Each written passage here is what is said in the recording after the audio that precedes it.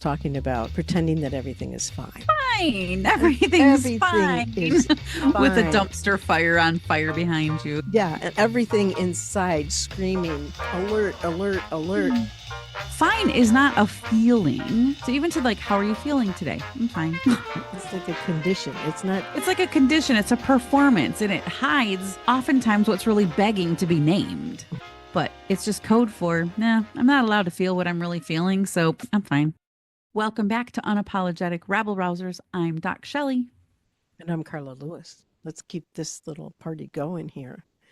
We're going to be talking now about the things that we do not say out loud. And we've also danced around this topic in the past. But being able to give voice to what has been suppressed, desires, grief, anger, others. So other things, right? So let's take a kind of an intimate look at this is what's happening.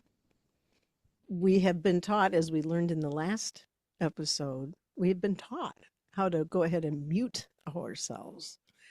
And we're encouraging each of us to pay attention to what it's going to take for us to let go of some of those lessons on behalf of ourselves, our authenticity, our own self-respect. So this is about the things we really don't say out loud. And we want to give some voice to that. Mm-hmm. Where shall we start? I'm wondering, the way you coined it in the last episode was talking about pretending that everything is fine. Fine. Everything's fine. Is with a fine. dumpster fire on fire behind you. Yeah, and everything inside screaming, alert, alert, alert. So why don't we start there? Yeah, that pressure to be everything is okay. Everything is fine. You know what? The way you said that, it reminds me of the Stepford Wives. And but interestingly enough, that metaphor might not be too far off. I was going to say, exactly. And consider how the lessons we were taught, and I know that there's generational differences here, but at its core, our lessons that we learned about what it meant to be a fine young lady. And I think fine young gentlemen also Did you have to go to finishing school? I didn't. No. We had our homeschool going there. I couldn't balance a book on my head, but I could balance on my head. So I'm not sure that's relevant at all. But being able, just going back to talking about, okay, the pressure to appear fine is something that we learned about in a real crude way as we were children. But there was this pressure then to be able to not just be fine, but steady, calm, completely predictable. It's like all of that went into this facade that I will not try to ascribe this to everybody else, but I adopted, and it was from a point of survival. We've talked how many times, Michelle, about even with our generational differences, we were in male dominated environments from a professional point of view. And there were no models. We became the models for how you would survive. And I was told a number of times why I would not be successful at this big old company. And it was all some form of, you smile too much, you laugh too much, you appear to be having fun at work. Not permitted. Okay. I don't, these are stories that we've told and told and told again. So, okay, let's get to this whole notion about the pressure to appear fine. Well, I think that it's from a place of, I have too many thoughts in my head.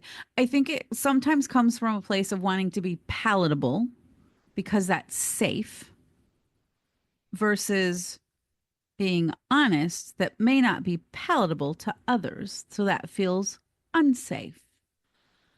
It's also part of our conditioning for many of us that was quiet. Don't be too loud. Don't let people know how you really feel. We can't talk about those emotions.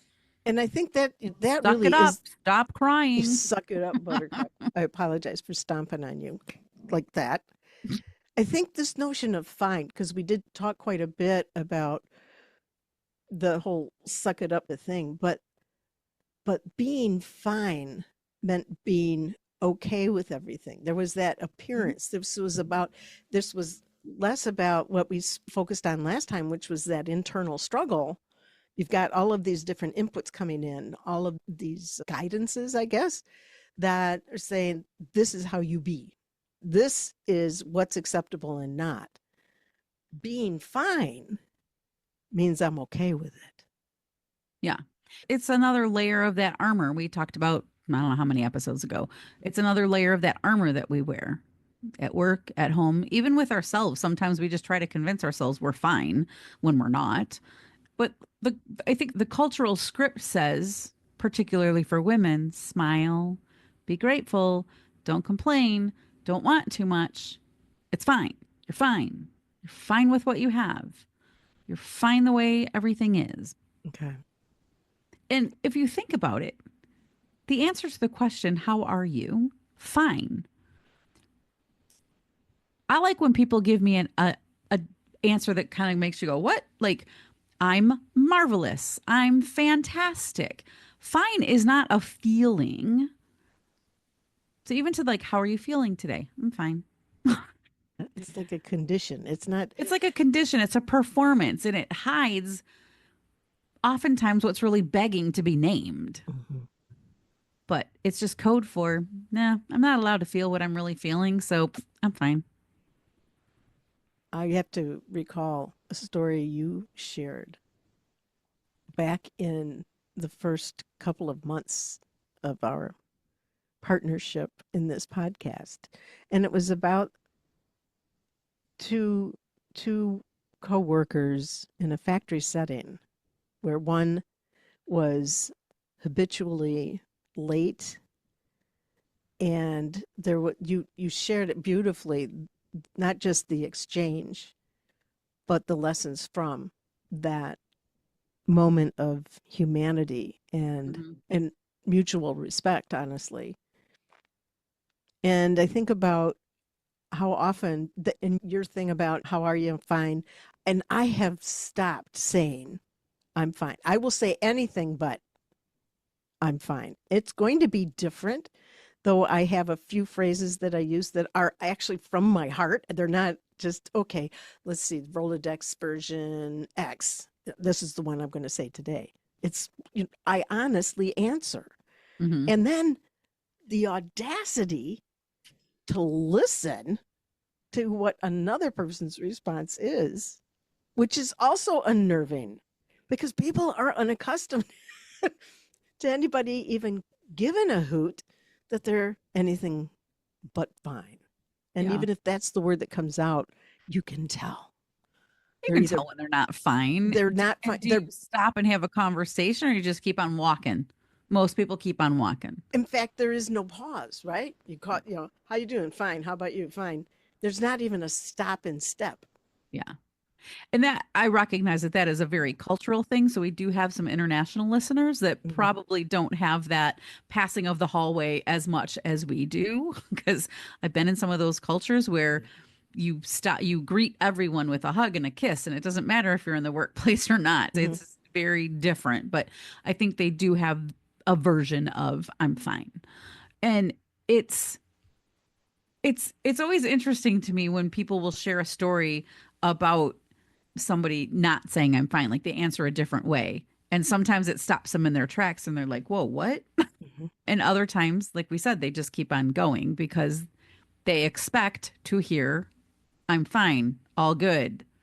So they just don't even, there's no eye contact, there's no check in, there's no, oh, wait, that didn't sound right.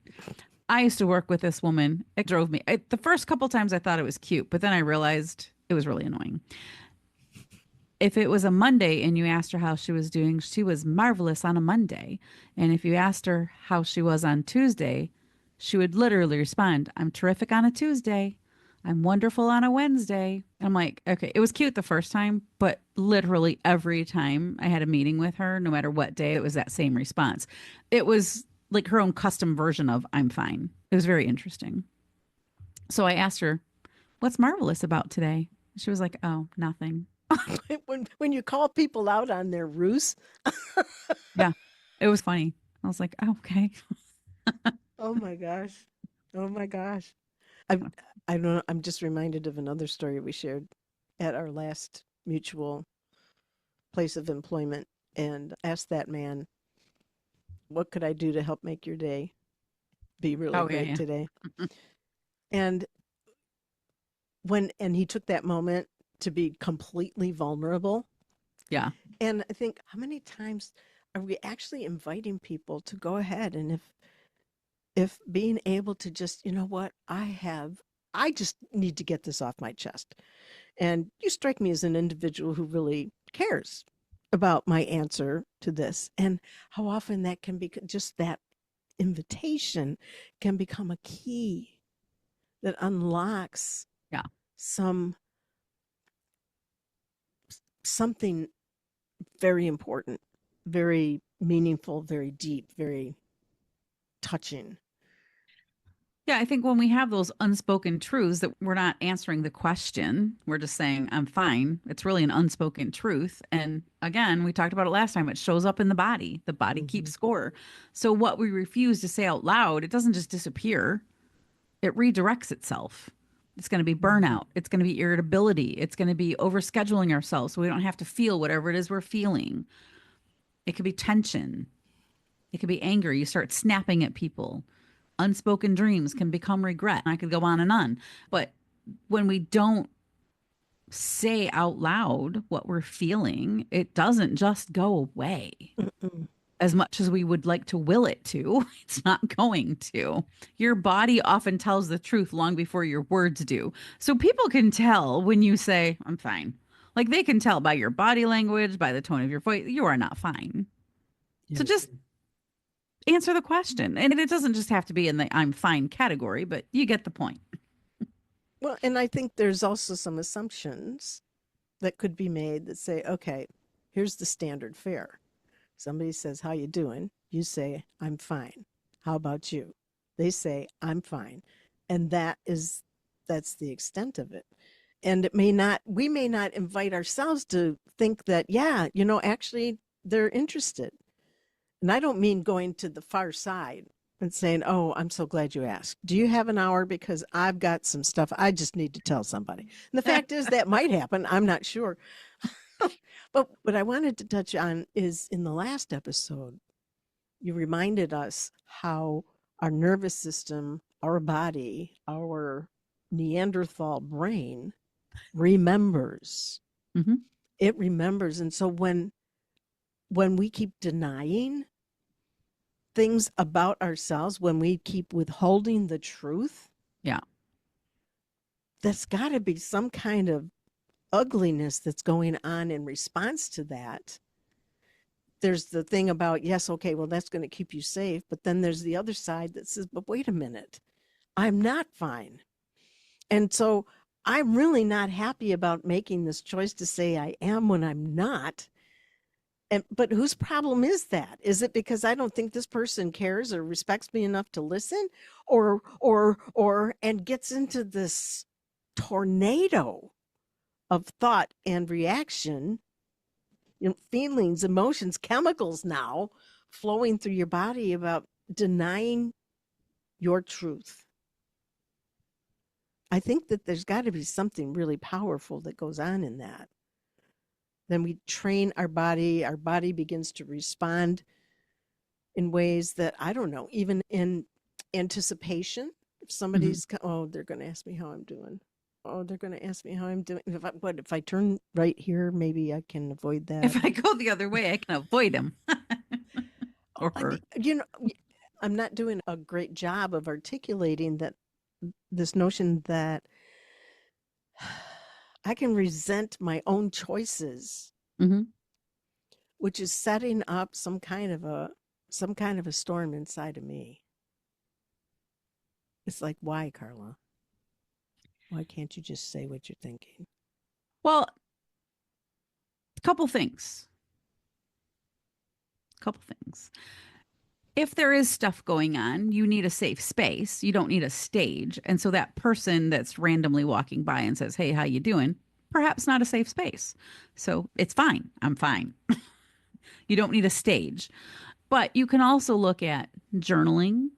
We all know I'm a big journaler. Mhm. So you could try a journal prompt like, if I said what I really wanted to say, this is what I would say. So you can have your own confession, if you will, by writing it down. You can go to therapy. You can talk to a trusted friend. Like, find that sacred container for your truth. Because it's not going to be perhaps somebody in the kitchen at work who happens to ask, "How you doing?" and they download on you like said person did for you. That doesn't happen very often. Mhm. So being able to journal, find that trusted space where you do feel safe sharing those things, and recognize that speaking it out loud, even just one time, starts to remove that power to fester. So it's not really about fixing the feeling, it's about freeing the self who's been carrying it alone. Another dimension of untaming, Yeah. really, that we started in the last episode. Mm-hmm. Absolutely. And I think there's always this fear of, I can't tell you how many people I coach on. I could never say that. Really? Why not? You can survive saying just about anything. There might be consequences for what you say, and sure, you want to think through those, but are those consequences real? Are they consequences you can live with? We don't need to carry the imprint of shame, being ignored, being punished for expressing big feelings. We can survive the thing. Mhm. I've said I mean, if I look back over the course of my 57 years on this planet, there has been a lot of things that I have said that as soon as they're coming out of my mouth, I'm like, shut up. But I don't. I keep talking. So I have survived them all. Have I had some chinks in my armor for it? Sure. So yeah, we can carry that imprint of getting ignored, getting rejected, or whatever that was, because we did express a big bold thing. We did express a feeling. And we survived it. Mhm. So we know we can survive it again.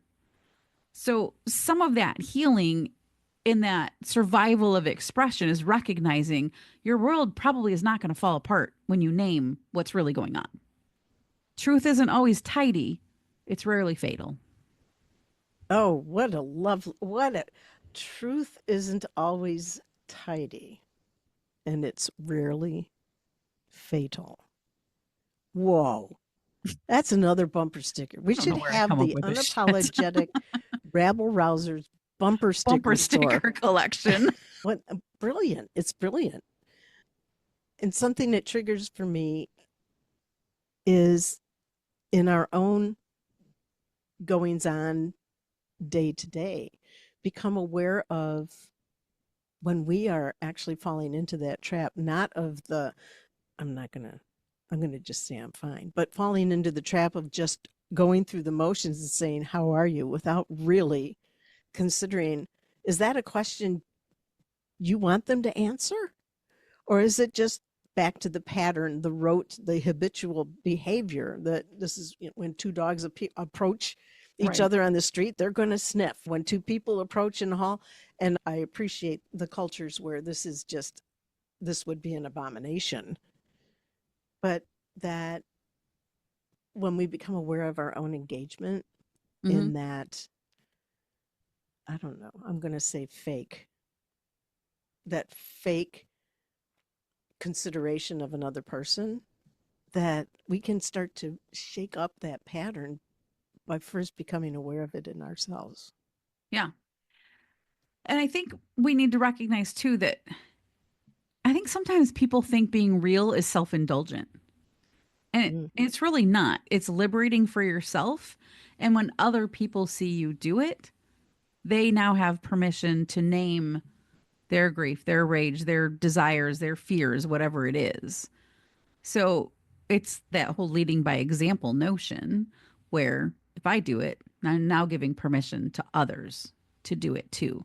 So your realness can be that kind of mirror that maybe someone else didn't even know they needed. And that vulnerability is really powerful. And I would want to suggest that all of us need to be aware of that, and especially leaders being able to recognize the impact of demonstrating that consideration, that respect, that awareness, that vulnerability. Mm-hmm. Said it's really okay to be a human here. Yeah. It's really okay. Oh, it's really okay to care. Yeah. And I want you to understand that it matters to me. And a leader can demonstrate that in less than 3 seconds in the way they might ask somebody, so how are you doing today? Yeah. I did an activity years ago with, I don't know, probably 10 executives all working together on a team where there was just a lot of, it was very egocentric. There was not a lot of communication, not a lot of honest communication. And I did an activity where they all had to share some personal things, some vulnerable things. And I told the VP that he had to go first. And he was like, hell no. And I was like, no, you need to go first. And it was like some of the questions were like, what's the thing you've struggled most with since you became a leader? Like they weren't like hugely emotional things. Mm-hmm. He went first. I was so dang proud of him because I really had to push him to go first. He did not want to do it. And he had the whole room in laughter and about 5 seconds later in tears. And I was like, way to set the stage, man.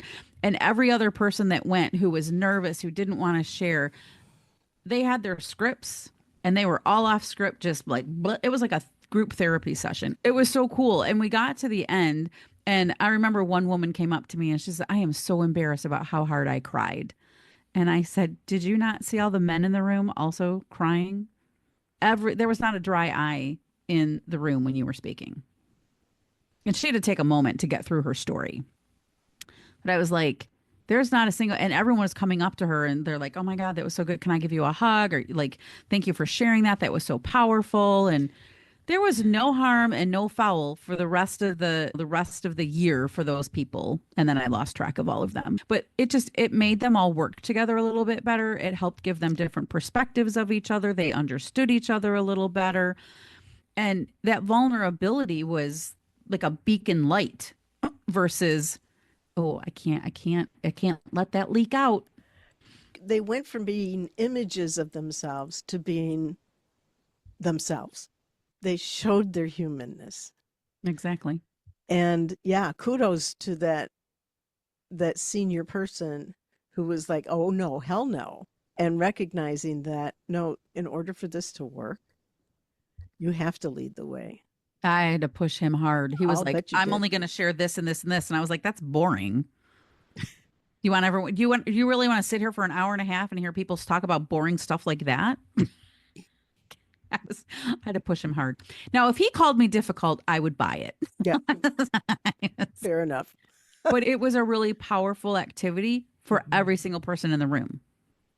So being able to be vulnerable and showing people that it's okay is a really powerful way to help move past this things we don't want to say out loud and the pressure to appear fine.